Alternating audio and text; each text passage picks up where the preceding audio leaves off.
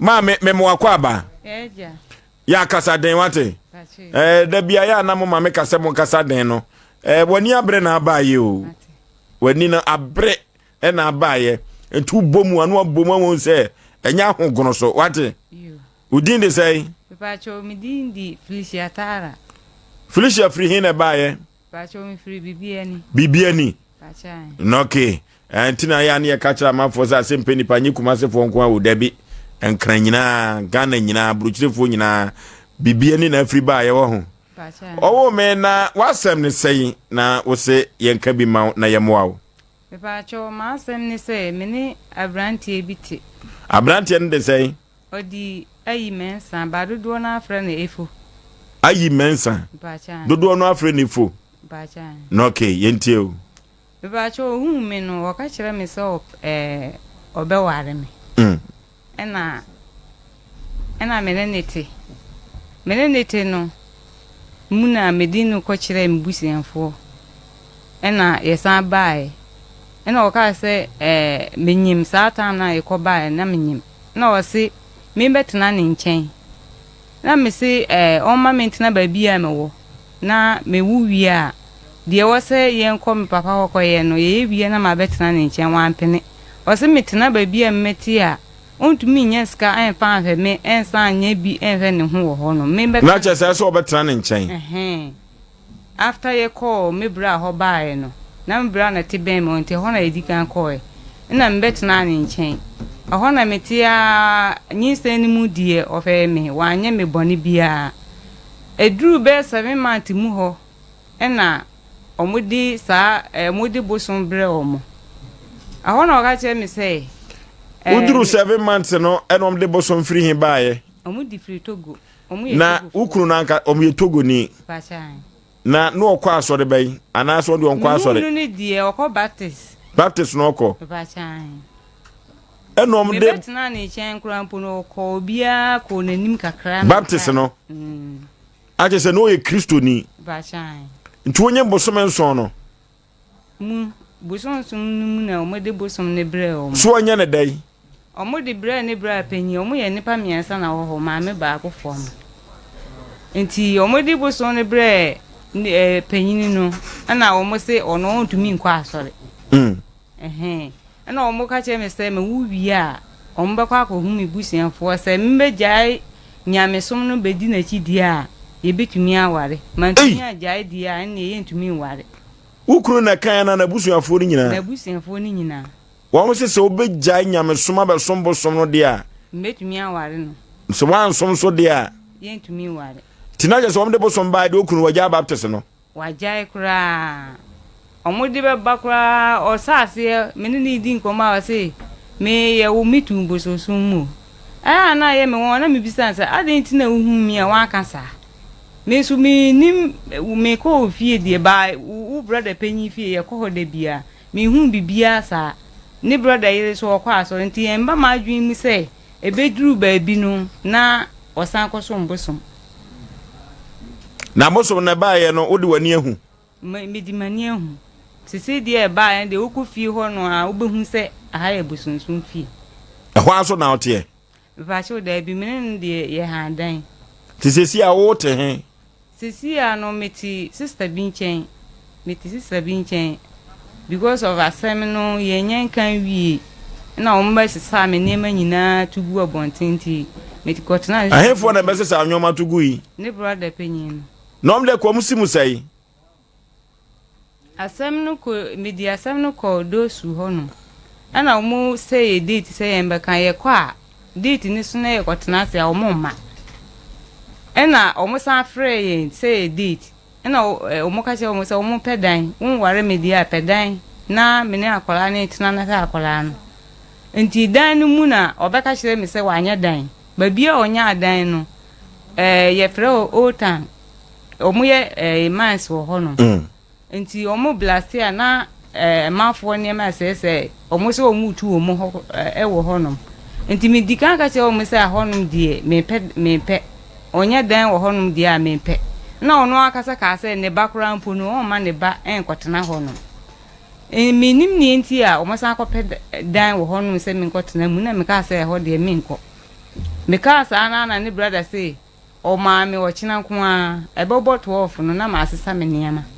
na me say asem no o mo say date it Tuesday yemra na yembetena se nti on ma me chance na Tuesday no ye kotena de wo ho bia no na ma asesa me niam meka ye na na wo ofie na me call me kunu ni chen na me bi sansa wo brother de o ye nti wuntumi nka asem bia ebeto na nsuma obema ya sisi asem no me ka saa na wasatan phone friend ne brother say me bedidi na atem na obesisa niam ne etugu obontin tisisi a maintain nchen omo se sa onyoma na tugu yi tisese no akoda no hwana hwe no bacho onu na hwe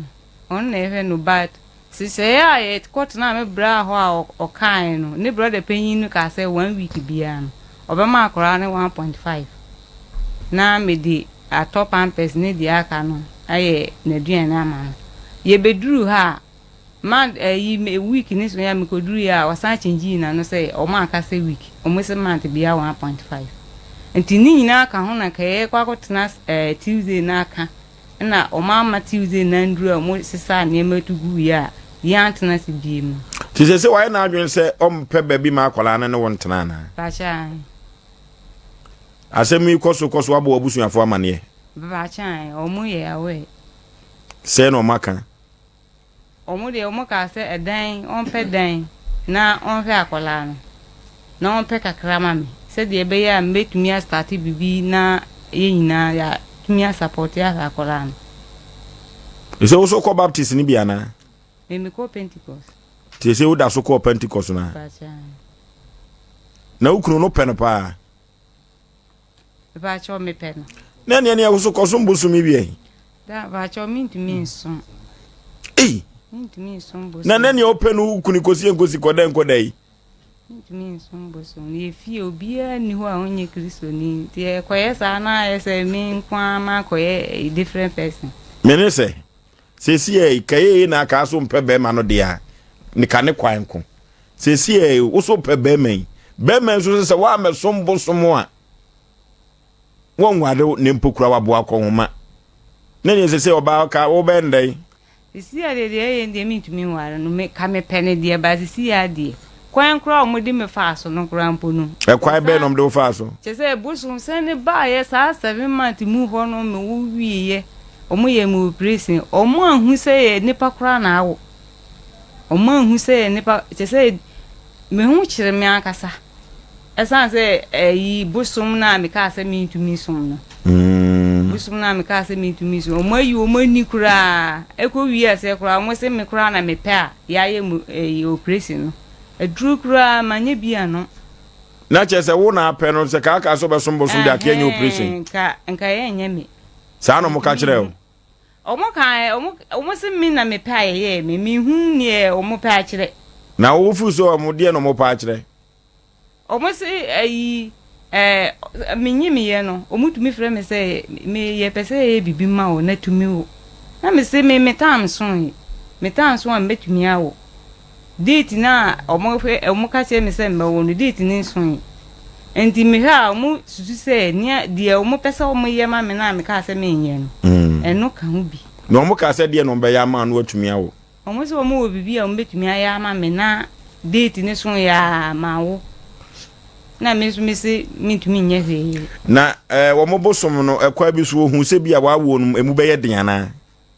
ma mbi so omo die ayasem eti free sa abosom enso no ekosi wa wo mu no hwan na hwe o onu a but me wo ye ne die wa yi nani kura me wo ye ne die wa yi nani me bra kura na be hwe mi a ohun se die metie na wo ka che ne se o pa che o ba nka obepena o ma me nkotena ne nchen kakra ana se obema mi sister ba ko abetena me nchen kakra min kwana mo nipa so ya ye me o prison min tumi nye eyi adwumadin bia na o se ya ho de nka ebe ya min ko me bra ho enkotena ho kakra me ko ho ko di 2 months na me friend say me ko ho no so wa ma ho kra po say bia kra no me ba be he no na me ana me fa fun friend say si ya de mpese me san ba back o ka je me say min tumi ma ni chen bi na me say dey tin me ntumi ma wo nchen oso say ka ase sombosom wo se wo ntumi so wo sa ba ha be ye de eyo kunu no na me say bibisa no wo ka kire me brother o say me brother no aye den a obete aye den na ono wan frɛ no ambisa ne say sisi a no wote sisi ni say na eko na me say wan ba me brother nchen a me ntumi mfa me pen kotena wo say me sa ma wo nchen ade no nso no obesra na wo ka ase me nko aye den na wo say ma me ma ha bi enti ya wono wo say date say ne ye baba wo brother ho date na wo say first date no e pa ho ama na o san say second wama enu so no on frɛ kora ka say bi date ye me say ye baba no e bi bibi say ni say na aye enti na ya ama enti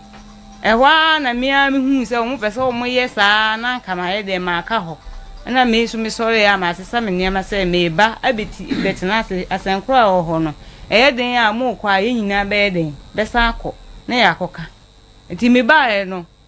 o ma nye bibi a kire say o mbe kwa akoka asem ebi ase ni say me koka kire say me ware o sister me ba unchen ti si ase ni say ti yentumi ware bi o ma anye sa ahwa na o mo frɛ me say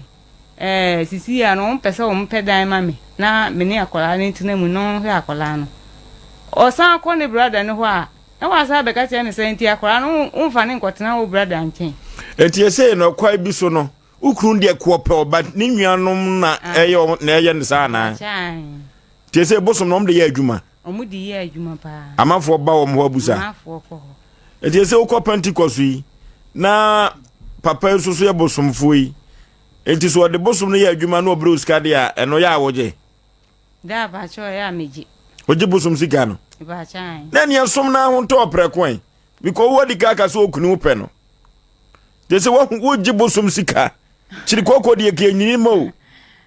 da ba cho manji a me hu be kire bi go akora we ntem nkanya akora ne ntia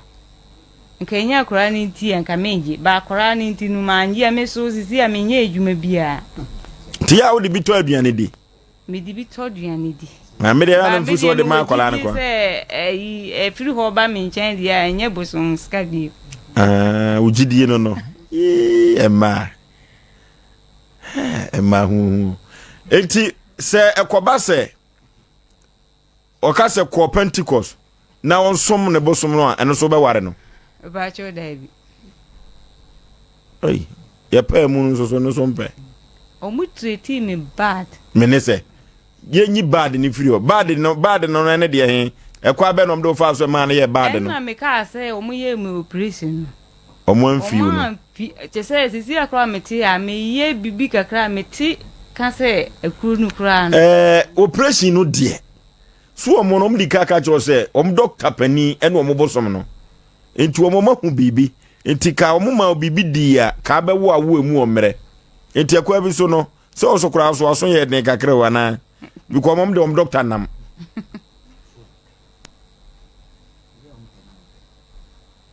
ASEM enti se no de wo da so gina de o gina se bosom sika ndi obeje na won som bosom no ba chan on hwe ne ba ono oye juma nti mi jiri se na juma mu na onya e de ba juma no ye oye wedeni ososo na de ye ba chan eno sai bosomfo na so ono ne bosom so na bua ma weden onya adwuma o da ba cho mbetna ni chen satan na bosom ni nya mai asase na niema nkoyi but mbetna ni chen na niema koyi man ya o ka se nyame na aboa no balizie na bosom na aba ndi o se bosom ne boa no che so waje nyame dimbo ta mo ane ne to na nwoma nye no afa nwoma koyi no o se nyame ayade enti bosom ne ba ya so ne katra manada ne bi kwan ma no o se me na me ba ya na kwan ya bia ma no to bo wa ba so se de o se ne bosom na aye enti wo ba ndi ka Pentecost nyame na yeye ba cha afidi wasesana no tie se aduru ba bi o te hwa wo ka sai se de me ni di nkomba kura me ne se time abosom ne bae na du ba bia so haram kra obetia bosom ne din na ne bosom ne din de say pacho me nim ne din onim ne din pacha ay asem Abrante ne hwe se betuni na din komo anana no disem e wo ho a ye hwe ne ntie chief producer ye ho adwuma Abrante ne jabo so no se afide sisi no opon de waye nyina wagaya eno so bawa no Mami da se ko ban se sisi no Abrante ne so okay wapem tibosom no ni akire biem obedi wachi ni wakọ Pentecost no so beware pacha no asoso ne nade no ende enye bosom sika asem ne ho bebe firi jese wakasa de ompe bosom na nim ahwe pacha na emom ope bema no nene maami ene ekwa bi so ya konchire na ka bosom ne ntire ni so e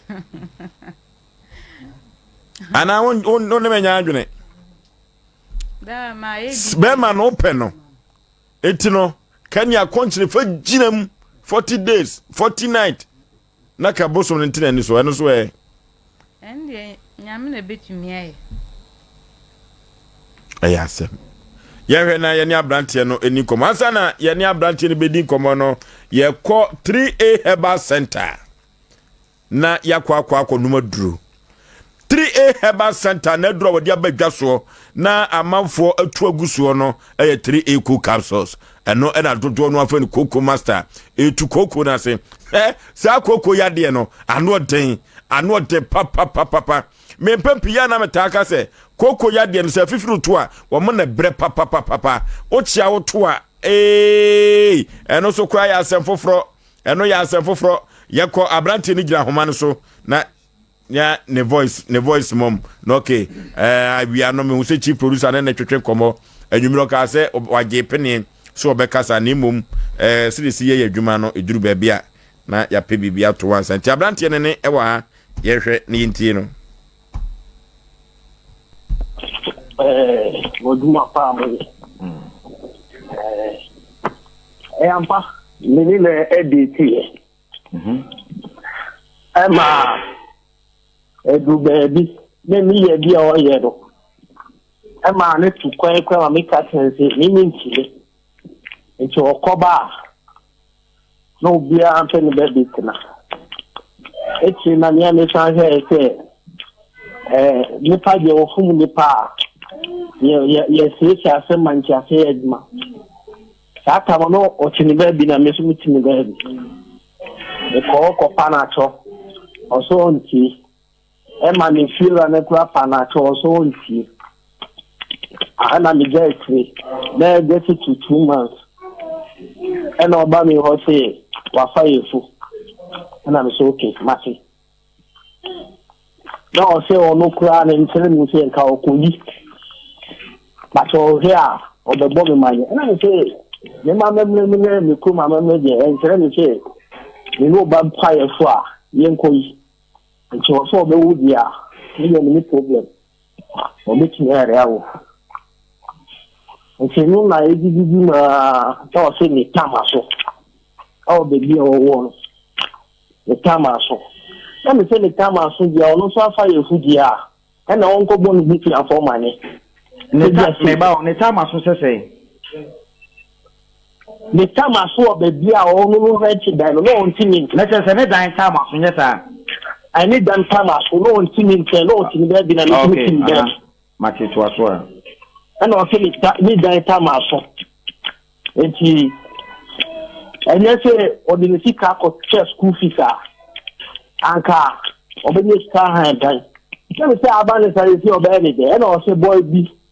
etu kada boy ni pese o tu ekotuna kumasi se ni dan na ka 3 months o metem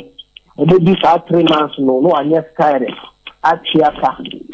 enu me tiro na me ka say si e wa fa yefu die uzo ni na fa yefu dia ukotuna be bi ni tu matuna be bi emwa ene ebe dia yentina bom ke betina mitina ga wa mawire wow enu ma edidi na se yenko ne blawo ana me so tomati yenko ne blawo je mema obi adi le tia koja no na ahwe na eti nyame etu ni nkwamu na bibia so no bokodia na ahwe kwa be fa so atena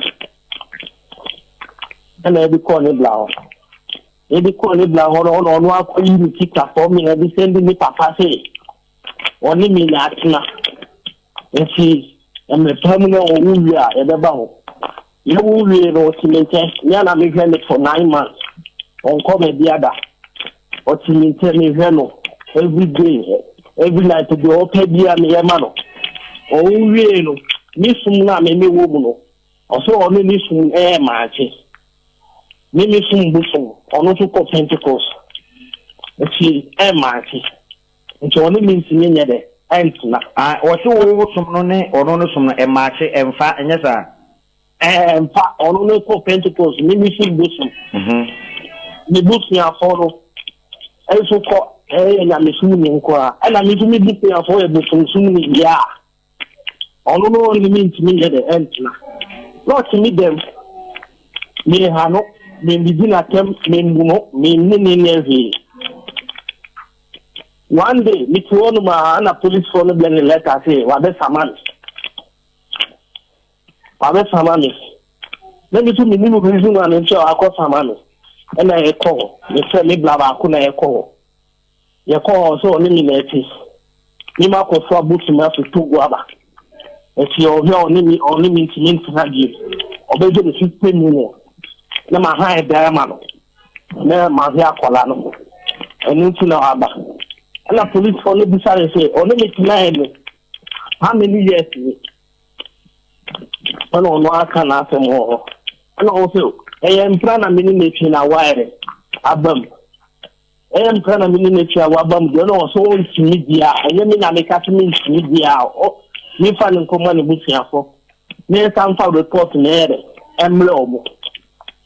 ene e ko busiafo e ko busiafo no mu se o ma memre mu no ma ono na declare send for me ya da mani papa dia ma wale no ena me nye ni one day dia o me dey 15 minutes ene sero mu no mu so o me dey 15 minutes ena o se ni bi nika ono na bi scan send ni papa ni bi ni nika ena send 2 minutes e bi so so e ma na e 8 minutes na e sa da na e police station no na bi 2 minutes na re aso ni so yemi nyama o mi dem ena o se bi se ni high diamond and so no abi ni nyama ere afi mi dem me ba yen twa police station asem no so me bi sa owu no na wo so mbosum ana mi sunu mbosum e wu mi tu se na e wu mi fa so le mu sa na e wu mi tu ya wo tu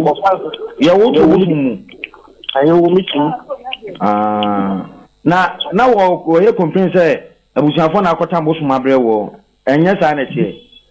busuafo na akota wo no ni busua ni be na obeka se busuafo na akota mbosum abre se no Oti asese na obeka se busuafo na akota mbosum abre na before so obekwa akwa na ye wo tu busum a wo ye busumfo no me bisa wo na wonim se oba no okwa asori enu ti na me se mini ntimi ntana bi mu asa na odi nyi ntenere eba so oni mi afa yefo na before se wo be hu no kwa ne no akoda no na wonim se oye kristoni on kan fa se no nchen wa